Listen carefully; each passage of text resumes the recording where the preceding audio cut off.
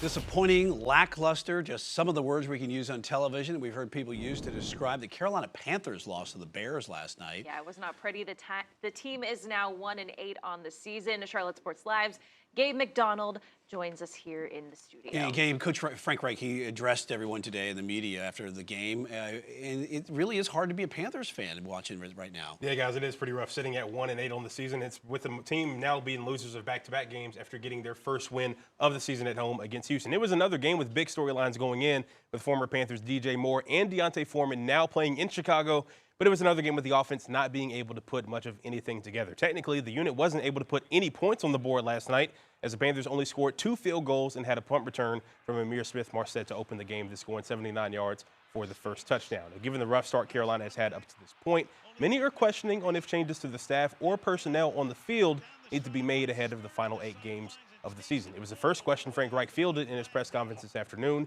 and here's what he had to say. As a head coach, right, I'm responsible for looking at how do we make things better. So not looking at any staff changes at this point, I can tell you that. We are always look for what can we do to get better. It's never just one factor. It's many factors, or several factors usually. So, and the way to go about that is, each person own up to their responsibility, and so that's the way we'll approach it.